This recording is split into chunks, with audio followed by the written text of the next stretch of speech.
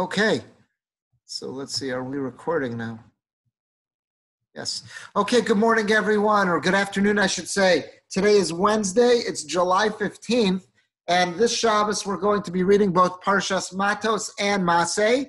So I want to share some Divrei Torah with you this morning that are primarily going to be relating to Matos. There's a lot in these two parshios, in Matos and Masei, and obviously we can't cover everything. So we're going to take a look at some sources that pertain to Matos. I found these fascinating, and it's going to hopefully clear up some confusion. So let's see. Towards the beginning of Parshas Matos, we see the following psukim. I've got it there on the top of the page. It's chapter 31. That's Perek Lamed Aleph, psukim Aleph and Beis. Vaydaber Hashem el Moshe lemor. God speaks to Moshe, and here's what he says: Nikom nikmas b'nei Yisrael. I want you to take revenge for the Jewish people, me'es hamidyanim, against the Midianite people. And after this, you'll be gathered to your people. So he's telling Moshe, your last mitzvah, so to say, your last mission you have before passing is to make certain that the Midianite people are punished. Vengeance is taken for all that's occurred to Bnei Yisrael. Rashi is going to speak something out here. We'll see Rashi. Rashi says, Me'es hamidyanim, that he's supposed to take revenge before passing away. The last mission of Moshe is to take revenge on the Midianite people. V'lo me'es haMoavim, but not from the Moabite people. She'Moavim nechnesu ledavar machmas yira. The Moavim, they only started fighting with Bnei Yisrael because they were scared. She'yu sholim osam, because they were nervous that the Jewish people going to plunder them, that the Jewish people was going to steal from them. Shelo Nemar, because when Bnei Yisrael was going to pass through the lands of the Moavites, so what does the pasuk say later in Devarim? Al tisgar ba milchama. It says that don't provoke them into battle. So in other words, it sounds like the Bnei Yisrael were told they're not allowed to really engage in combat to kill with the Moavites, but the Moavites feared that the Jews would steal from them. So that's why it almost like justifiable to a way, in a sense, that the Moavites may have started up with Bnei Yisrael. Well, Midyanim, but when it comes to the Midyanim, when it comes to the Midianites, Nisavru al Rivlo Lahem, the Midianites, they got into a fight that had nothing to do with them. We're going to explain this, but that's just the words of Rashi. Rashi's first saying that is that Moshe was given his final instructions. Before you die, you've got to lead a war against Midian. Why are you leading a war? Rashi is quoting a Medrash or in a Gemara. Why is he leading a war against Midian and not Moab? What's this talking about? Well, if you remember, we had a few weeks ago, we read Parshas Chukas and then Balak. Balak was the Parsha where the king of Moab was very nervous about Bnei Yisrael coming through his land and attacking him. So he hires Bilam, who's this Midianite, he lives in Midian, and he was a mercenary prophet. And he asks him to come curse. So it was really Moab who started up with Bnei Yisrael. And at the end of that parsha, that's when the daughters of Moab are sinning with Bnei Yisrael, and a plague breaks out, and then Pinchas breaks it up. And Pinchas acts zealously and puts an end to the plague. But what's bothering, what Rashi's, it's Rashi quoting the Sifri, the Medrash here, is that why is Moshe being told just to go to war against Midian? What about Moab? They were partners in crime. So the first answer that the Medrash gives is that, you know what, Moab at least had an excuse. They at least had a reason for starting up with Bnei Yisrael. They were nervous. Bnei Yisrael was going to come through their land and was going to steal their stuff. So that's why they struck against them. But Midian had no horse in this race. They had no reason to get involved. Why did Midian get involved? So because Midian had no reason to get involved, now's the time to take punishment. That's a whole nother level of evilness. To get involved and fight against Bnei Yisrael and plot against to do damage to Bnei Yisrael when they never had any reason to be scared of them in the first place. They weren't coming near their land. That's a whole nother level of evil, and therefore you put a war against Midian. That's the approach of the Medrash. And then Rashi says, Davar Acher, he quotes the Gemara in Baba Kama, that says, why didn't we go to war against Moab? Not because of that first reason, but a different reason. there are two nice doves. There are two really choice proselytes. There are going to be these two great Gerei Tzedek, two great converts that are going to come from Moab. Who are they? Rus HaMoaviyah. Rus, who's the famous Moabite, she's going to come. We read about her on Shavuos every year. And also Naama HaAmonis. Naama, she's one of the wives of Shlomo HaMelech that he had a son Rechavam with. So Naama is going to come from Ammon. Ammon and Moab are closely linked. Therefore, don't go to war against Moab. Those are two different pshatim that Rashi brings down. One from the Medrash and one from the Gemara in Baba Kama. Okay, this is a perplexing Rashi. And again, he's quoting the Medrash, the first pshat. The first explanation is quoting of the Medrash, but it's very perplexing. He says that Moshe is supposed to go to war against Midian because Midian got involved in this fight, but Moab, they have reason. Now, the question that's really here that I want to deal with is, where do we ever see anything in the Psukim about Midian getting involved? This seems to have all been Moab. Let's look at the next source. The next source is chapter 25. This is at the end of Parshas Balak. This is when we find that things went south for Bnei Yisrael. It says, Vayeshev Yisrael b'Shittim. The Bnei Yisrael were in the region called Shittim. Vayachel ha'am liznos el bnos Moab. And that's where the men started to commit harlotry with the daughters of the Moabites. So it only seems like there was Moab. Where's there anything about Midian here? Moab was the one who seems to have caused all the problems. Where is Midian involved? Let's see what Rashi quotes here. Rashi quotes the Gemara that ties this back to Balak. Remember, this is in Parshas Balak. Balak was brought in as a mercenary prophet to try and curse the Jewish people, and he was not successful. But before he leaves, the sages tell us he had one last idea for Balak, who was the king of Moab.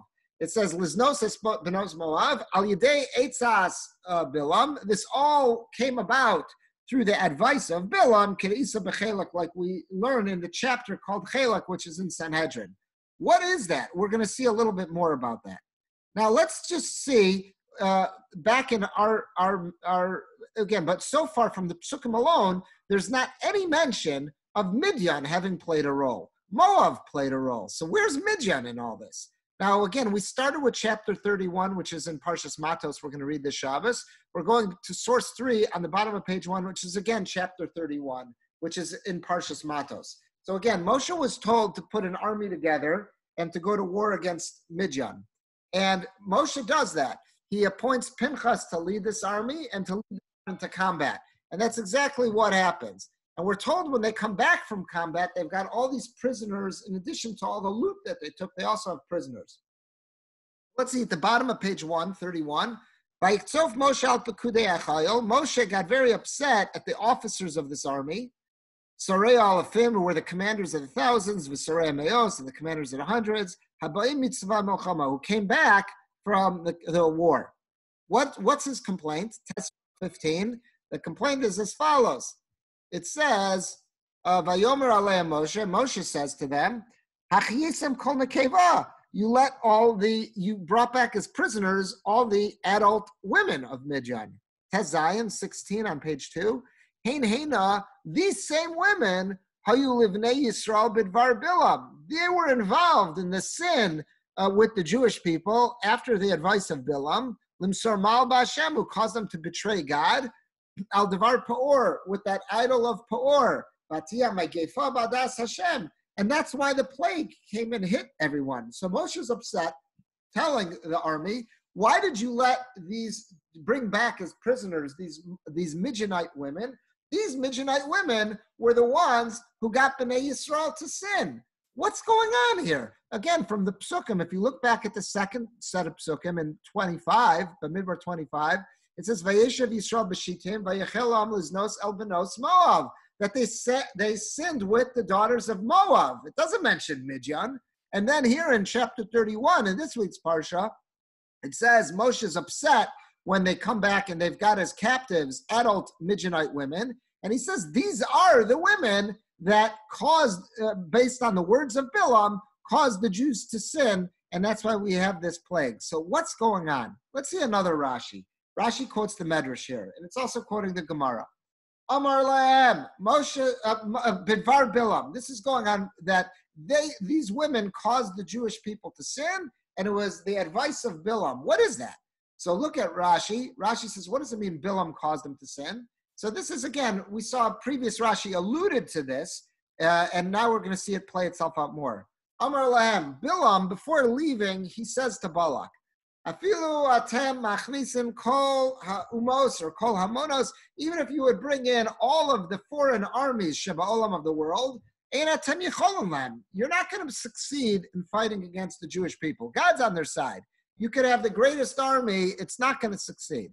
Shema merubim atem mitzrayim, do you think you've got a more powerful force you're going to be able to put together than the Egyptians? Shayu shesh meos rechav bachor. They had this incredible army that was led by 600 of the most powerful chariots. That was the choice weapon of that time and age. So Bilam says, you can put together all the armies you want. You're not going to succeed against Bnei Israel. You want to beat them? Listen to me. Bo ve'esichem etza. If you want to weaken Bnei Israel, come with me and I'll give you some advice. Elokeim shel elu sonei zima. Their God hates immorality. That's his like call sign. He loves morality, he loves monogamy, and he hates immorality. So if you want to mess them up, here's what you do: send out your daughters to go and entice them to serve idols and to sin with them. You have all this, have this znus party, this real festa of immorality out there. That'll turn God against them, and that'll weaken them. This was all Bilam's advice. And the way our Chazal understand that is that Balak, who was the king of Moab, he said, good idea. He sends out the daughters of Moab, but then the nation of Midian joined in on this too. And again, this wasn't Midian's fight. Midian had no reason to get involved. So Midian sent their daughters out to sin with Bnei Israel too. It was the daughters of Moab and the daughters of Midian. How do we know that it was the daughters of Midian? Well, remember, who was the most famous woman who was involved in this sin? Was Cosby. Cosby was a Midianite. Let's see. The Psukim say, and again, this is what we find. The pasuk says, this is at the end of Balak. It says, "Vaydaber Hashem Moshe lemor Sororos HaMidyanim." I'm sorry, this is in Pinchas. Sororos HaMidyanim. At some point you're going to go to war against the Midyanim. V'kisam asam. In other words, he tells Moshe in Pinchas, at some point I'm going to send you off on war against them. It doesn't happen till Matos, and you're going to strike them. Why? Yudches 18 Kitzorim Heim Lachem. The Midianites caused the Jewish people massive distress. B'nichleim, when they contrived against you, Asher Nichlu Lachem Al Dvar Peor. They came up with this plot to get the Jewish people to serve this idol of Peor. V'al Davar Cosby Bas Nisi Midian, and also the sin of Cosby was the princess. She was a daughter of the prince of Midian. Achosama Mukah, she was the one who was slain. B'yoma Magefal Dvar Peor. So Cosby was a Midianite. So where on earth did Cosby get involved? Again, if this was all about Moab, where did Cosby get involved? So again, the Psukim are telling us here is that you're right. Just in order to put this all together, Balak was the king who hired Bilam. Balak was from the nation of Moab. But when it came down to finally acting against Bnei Yisrael, when they realized they couldn't curse them, they couldn't fight with them, Bilam gives the advice that if you really want to get them, the way to get them is to turn them towards licentiousness and get them to engage in all sorts of immoral activity, and then God will turn against them. That's what Bilam's advice to them was. And who joined in on this? Not just the daughters of Moab, but then the daughters of Midian. The royalty sent their daughters into this too. Let's just see one more Rashi here. So again, Rashi's quoting the Gemara that says that what did the Midianim do that was so bad? In the incident of Peor, wasn't that all Moab? Where did Midian get involved? So Rashi quotes the Gemara. It says, that they submitted their daughters for prostitution. In order to get the Jewish men to start sinning after this idol of Peor, they told their daughters to go out there and start being immoral with them. That's Moab lo tziva lashmid. So there were two nations who were involved here. There was Midian and Moab. The daughters of both nations got the Jews to sin. So why is it that it's just Midian that we're supposed to take it out on and not Moab too? So this Rashi only quotes one answer. This Rashi says, "Vas Moav lo tziva lashmir." He did not command him to go to war and attack Moab. Because of Rus, because there's going to be this Preda Tova, this great pigeon, this great convert who's supposed to come out of Moab, who's going to be Rus, who's going to be the mother of the Davidic dynasty.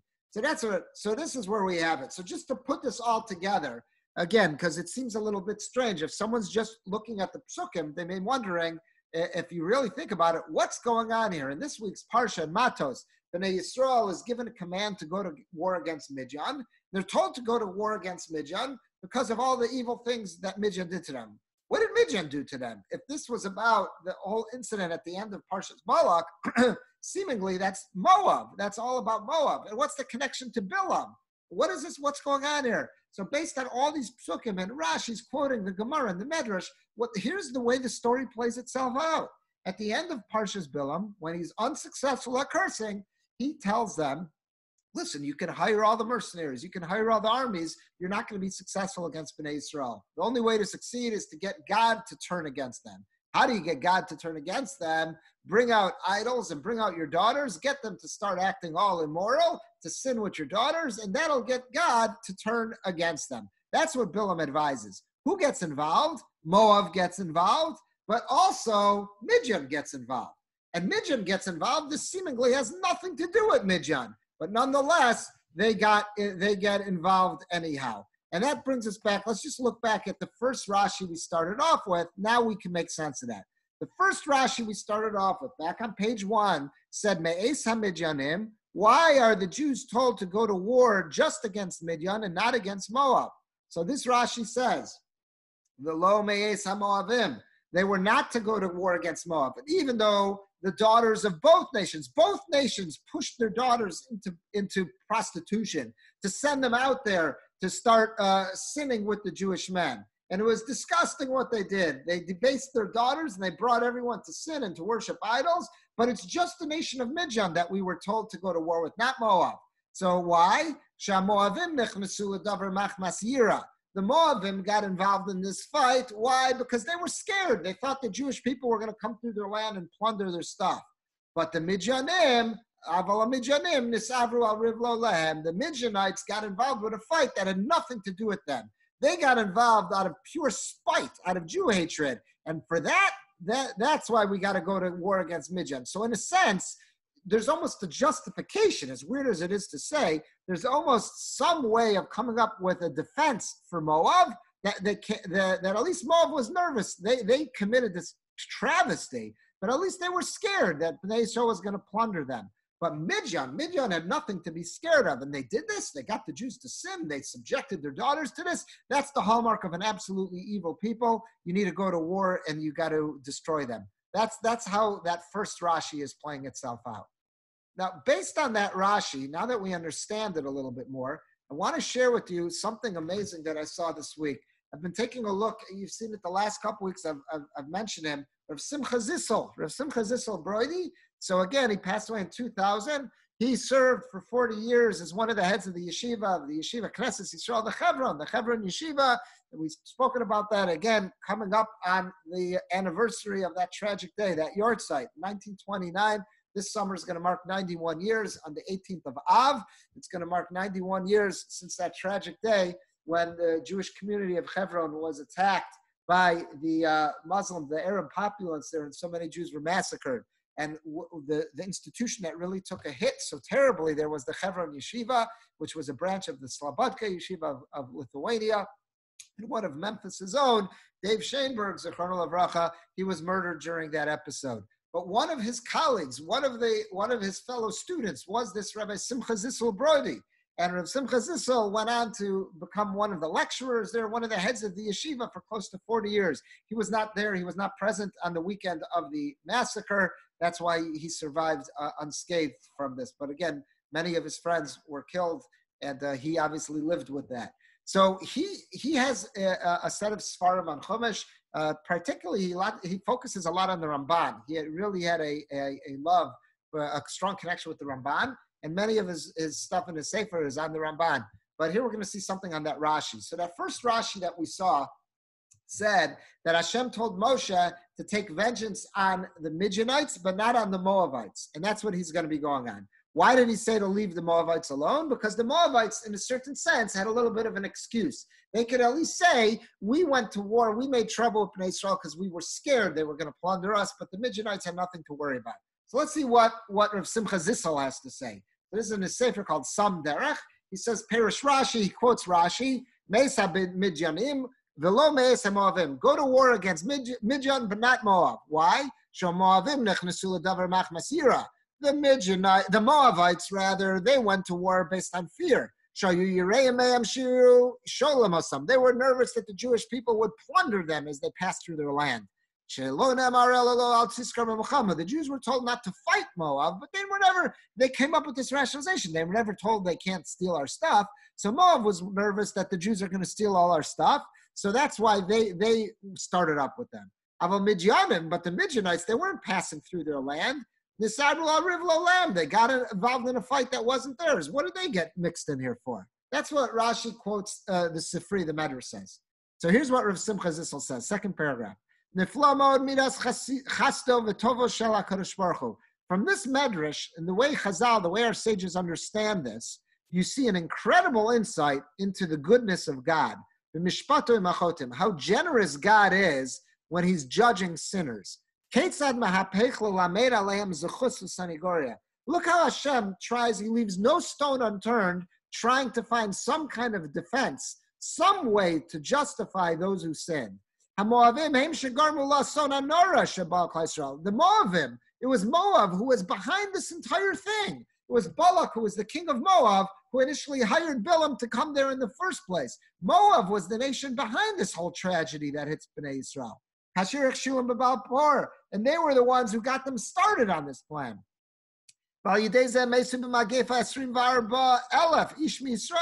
And the pasuk tells us, the verse tells us that because of this, there was a magefa, there was a plague, where 24,000 Jews died in this plague. And added to this, they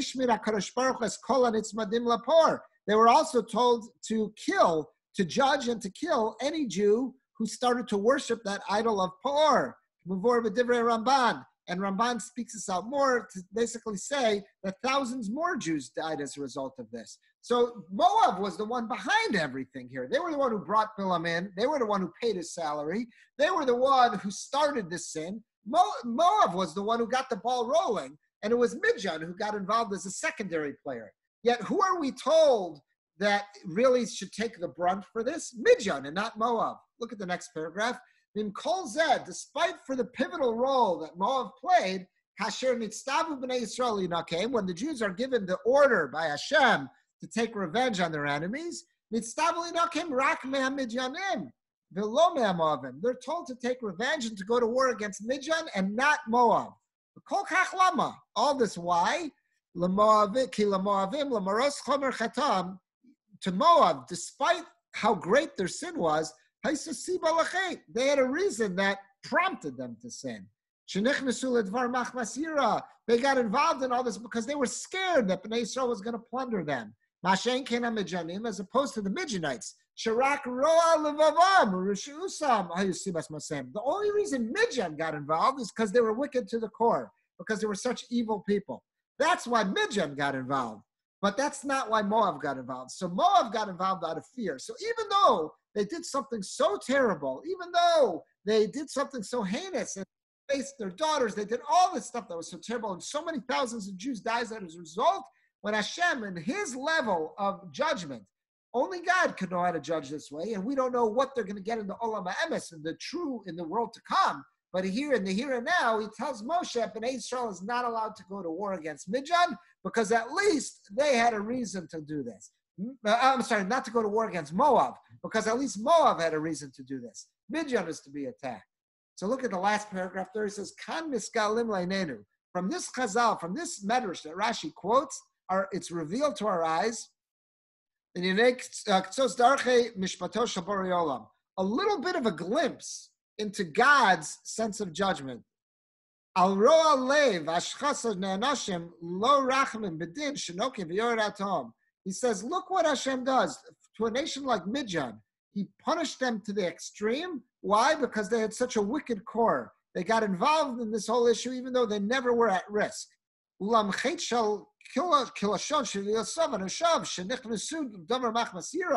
if, let's say, a person based on external factors like Moab, they got involved in this because of the fact that they were scared, and that's what prompted them to sin. Hashem judges them, and Hashem went lighter on them. So this is amazing. So what Simcha Zissel is pointing out is that based on the way Chazal understand all this, we can walk away with an incredible insight into into God's system of justice. Is that if somebody has a defense, even if they've committed a terrible crime, if they have some defense, some way to justify what they've done, Hashem's going to treat them a little bit different. And he'll act with some kind of compassion, some kind of rachamim to him. But if someone acted out of total animosity and with no excuse whatsoever, then they're going to get a strict level of judgment. That's what he says from this. And it's something that could give us some kind of hope, is that all of us, we have shortcomings and we fail. And when we're after 120 years, when we have to stand before our Maker and we have to justify the poor decisions we've made in life, most of the time, I think we'll be able to say, God, I did not do this because I wanted to rebel against you. God, I did not do this because I'm not inconsiderate whatsoever of you and your mitzvahs. Rather, I was pulled in a certain direction because of some passion, because of some taiva, because of some desire. I have some excuse for it. I was tugged in that direction. So again, we'll have to make an accounting for what we've done wrong, but we can at least have some kind of measure of saying that Hashem will judge us, and only He knows how to judge us, based on the fact that He knows I didn't do this out of sheer evilness. I failed because of desire. I failed because of temptation or something like that. That gives us some hope. But what it also does is that we know we're supposed to emulate God's ways. And we know when we're dealing with people in our lives, it could be a spouse, it could be a child, it could be a student, a family member, a friend, community, neighbor, whoever it is, we sometimes are thinking, I want to bring down the strict letter of the law and bring down the boom of justice on this person. And we should say, no, I want to try to be like Hashem. Did the person at least have an excuse? Did the person at least have a reason for why they made this mistake? Did the person at least have some kind of justification for what they did? If that's the case, maybe I should go a little bit easier on this person and treat this person like Hashem treated Moab rather than Hashem treated Midian. I thought this was just a very, very interesting observation from Rav Simcha Zissel. I want to share with you a second item. And this second item, it also is going to come to something I saw in Rav Simcha Zissel, but it's going to go on a little further here. So the Pasuk tells us, after Moshe has been told, I'm at the bottom of page 3, after Moshe has been told to wage war against the Midianites, we see something, Moshe does something that all of our commentators pick up on. It says on the bottom of page 3, so it's Midbar, it's chapter 31, Parak Lamed Aleph. Moshe. So Moshe puts this army together and he sends them off to fight. 1,000 soldiers from every tribe. That's what the army consists of. So it's 12,000 soldiers. Osam, he sends out this group. That's Pinchas ben Elazar HaKohen. Letzava. And who is leading this army? Pinchas, the son of Elazar HaKohen. He's the one leading this army.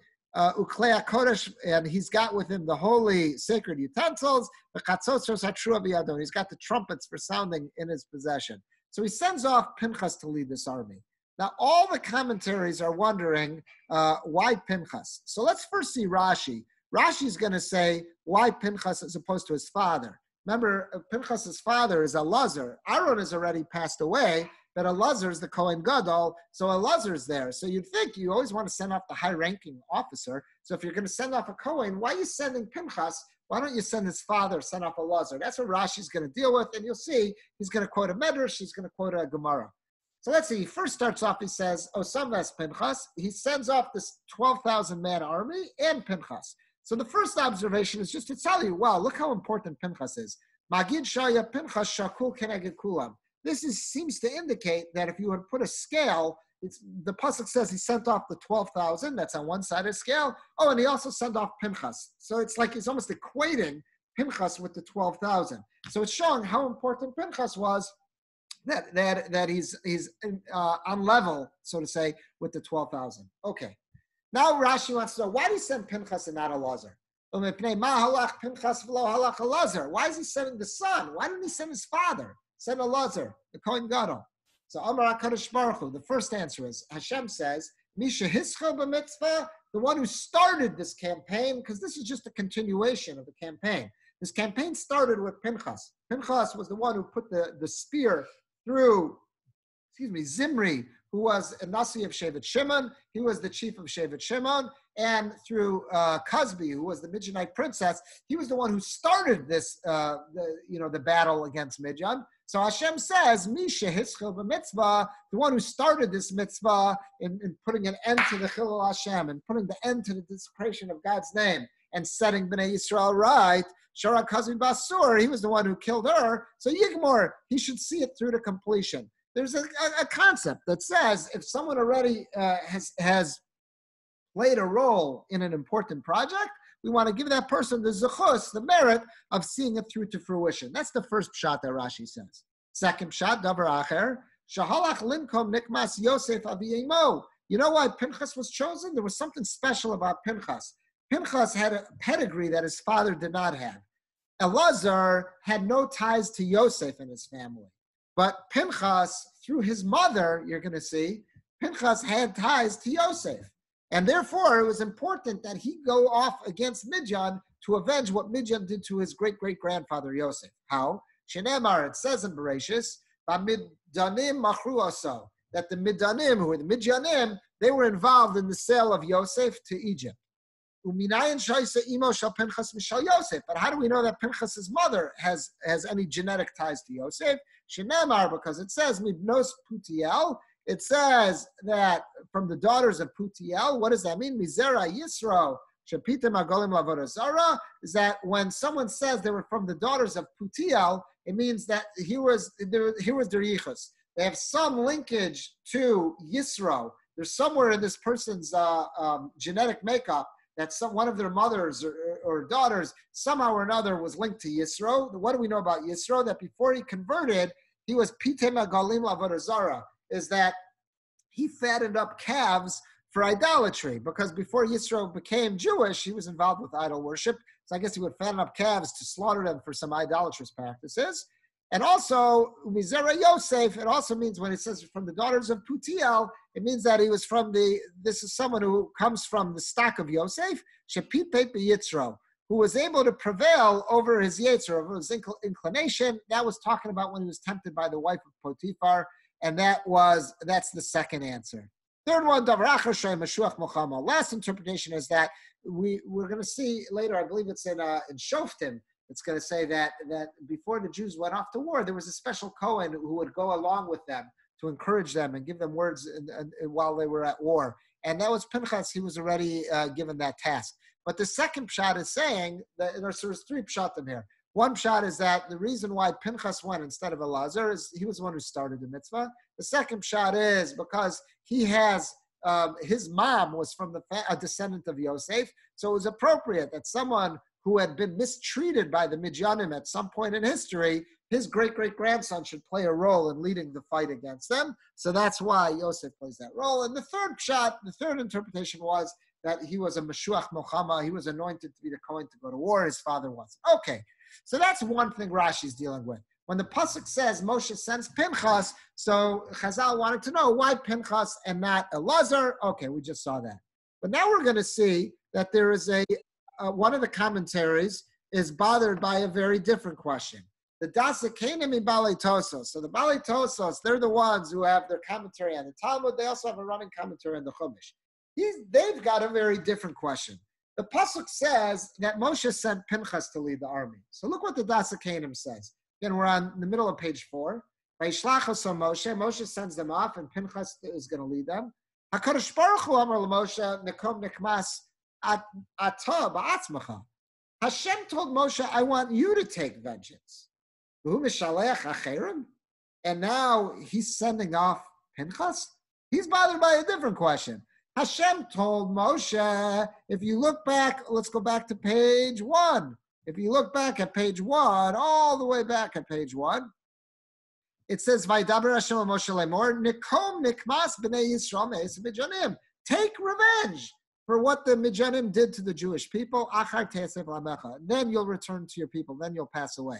So this looks like a direct instruction that Moshe was supposed to be going out to war. That Moshe was supposed to lead the army. So the Dazakanim Mibalei Tosis is bothered by the following question. HaKadosh Baruch Hu Amar LaMoshe. God said to Moshe, Nikom nikmas hato ba'atzmacha. I want you to take revenge on the nation of Midyan for what they did to the Jews. V'hu mishalayach acherim. And Moshe now sends others to do this? What's going on here? Ella. So why did Moshe not go himself? Ella al yedei shenisgadel b'Midyan. Where did Moshe spend 40 years of his life? Remember, he had to flee Egypt. He fled Egypt when he was found out for having killed the Mitzri, killed that Egyptian, stricken him and buried him in the sand. Moshe ran to Midyan, where he meets up with his future father-in-law Yisro, and he marries his wife Tzipporah. He spent 40 years in Midyan. So in 40 years, he has a debt of gratitude to Midyan. Midyan protected him, and it took him in. Amar, Moshe says, Eino bedin, it's not proper, she'ebgod, that I should betray by him, that I should betray the nation of Midyan. She'masu li tovas hana, they gave me benefit, they did something for me. I was able to escape there in my time of need. It's not fitting for me to go off and fight with them. And this fits with the proverb, Kida Amre Inshi, like what many people say. There was a common folk saying, Bira deshashas mine, if there is a well that you have drink from, Maya, that you drank water from, lo tishte be afra, don't kick dirt into it. So if you've already, if a well was so great, it was a source of nourishment. When someone was thirsty in the wilderness, they chanced upon this well. That's what they should appreciate. You don't kick sand and throw dirt into it. That well was something which nourished him. You don't you don't do anything to belittle it. So Moshe says, therefore, it's not fitting. I'm not the one to go on this fight and to lead this battle because the nation of Midyan, I've got a debt of gratitude to him. So therefore, who's going to go? I'll send Pinchas. He's the man for the job. Why Pinchas and not Elazar? Okay, go to Rashi for that. But the Dazakanim is bothered by a different question. Why isn't Moshe going himself? And he says the reason Moshe is not going himself is because of Akaras Hatov. So look at what Rav Simcha Zissel does with this. This is beautiful.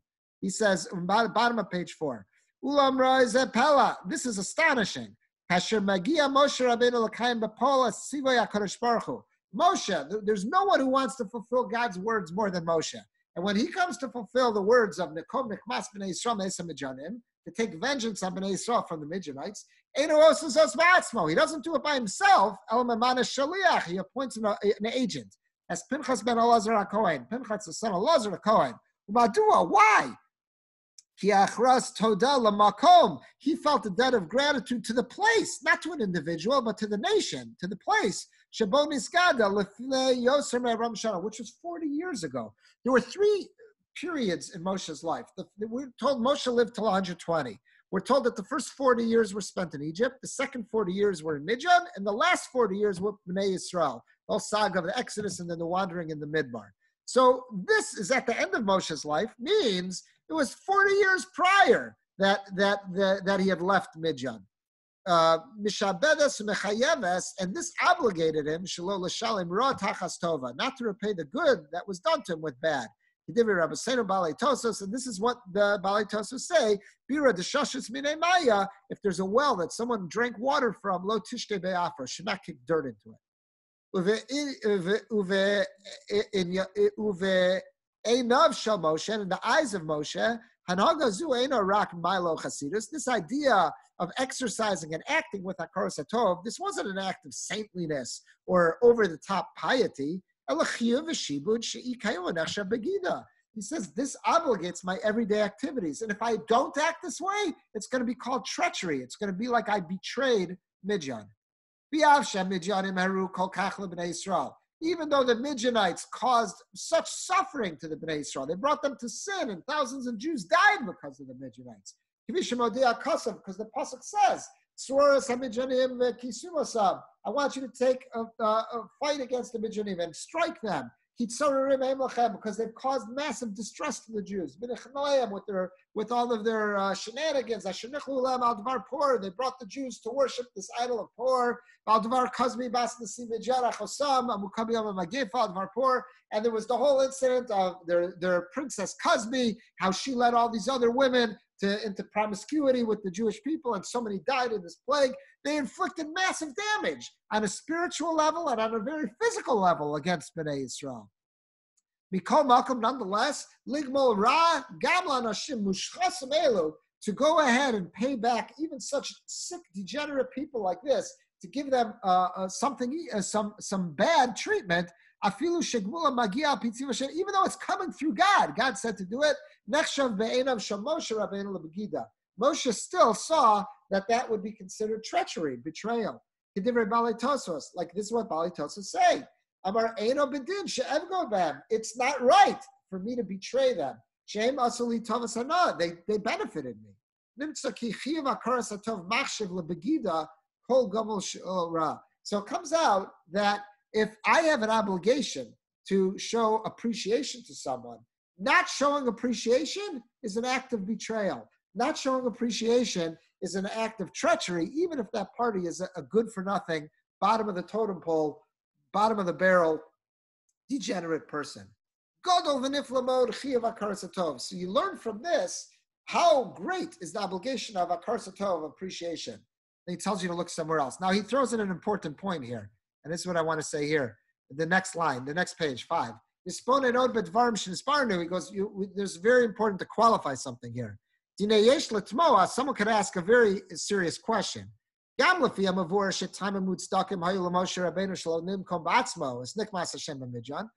Moshe has very good reasons not to be the one involved taking vengeance against Midian, and therefore he says, I got to send Shliach in my place as my agent. You could ask a very strong question. Where did Moshe get the chutzpah to tell Hashem, I know better? Whereas Hashem said, I want you to take vengeance. Now Moshe says, I've got a higher scale of morality than you do, Hashem.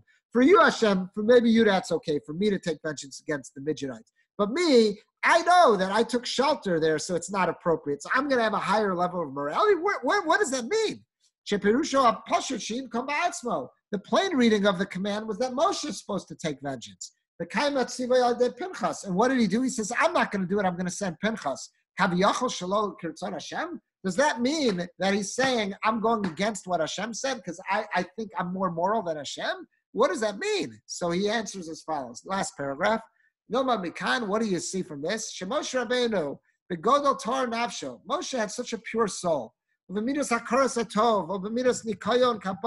had such a strong understanding of what does it mean to show appreciation. Or he had such a strong, clean conscience.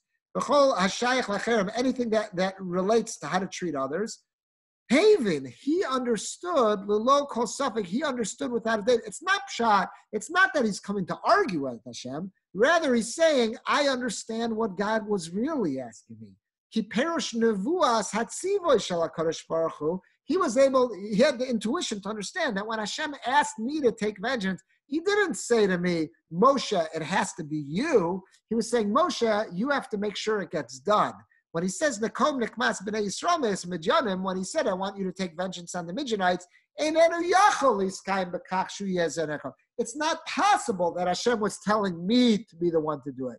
Because this is how I understand Akar Satov, and I'm not more moral than God, so it must be that God doesn't want me to do it, but rather to appoint someone to do it, to oversee it. What do you have to say?